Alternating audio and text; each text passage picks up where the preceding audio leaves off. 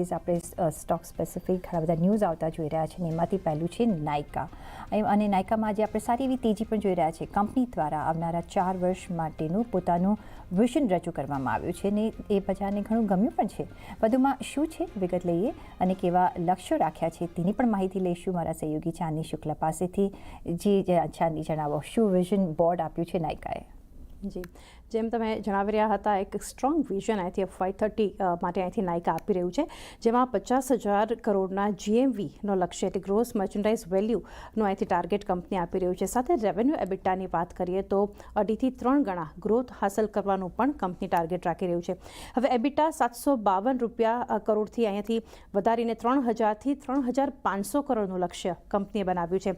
આ ઉપરાંત માર્જિનને ધીમે ધીમે 12%થી 15% સુધી લઈ જવાની તૈયારી પણ કંપની બતાવી રહી છે, જે માર્જિન્સનું પણ એક સ્ટ્રોંગ વ્યૂ છે.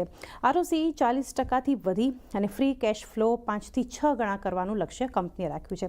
હવે આ ઉપરાંત ફેશન બિઝનેસ પર જે મોટો દાવ છે, FY30 સુધી 3 થી 3.5%, જે 3.5 ગણો કરવાનો ઇનફેક્ટ કંપનીનો લક્ષ્ય છે. એબિટા માર્જિન 10%થી વધુ હાંસલ કરવાનો લક્ષ્યાંક છે.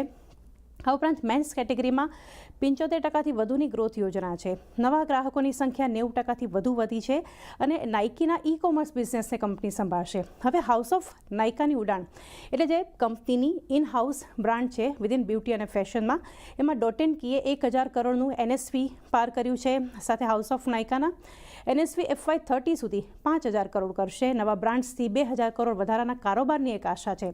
સુપરસ્ટોર B2Bનો વિસ્તાર એટલે એક્સપેન્શન જે કંપની કરવા જઈ રહી છે, FY26માં GMV 1,187 કરોડ એક વિસ્તરણ કંપની કરશે.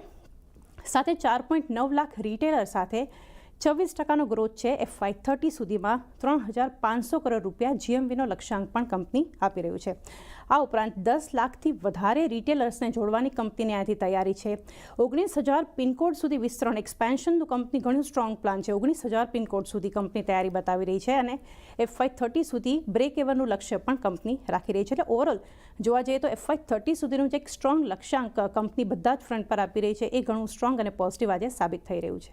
જી ચાંદની, ઘણો આભાર એના આ સમગ્ર ન્યૂઝ માટે. ને એટલે જ નાયકાના કાઉન્ટર્સ પર આજે તમે નજર કરશો તો સારી એવી અહીંયા 5% પ્લસની આજે આપણે મજબૂતી જોઈ રહ્યા છે. હવે 7% ઓફકોર્સ મજબૂતી અહીંયા જોઈ રહ્યા છે. તો નાયકા એક બ્રોડ વિઝન અને પોઝિટિવ વિઝન બોર્ડ સાથે આગળ વધી રહ્યું છે. બીજા એક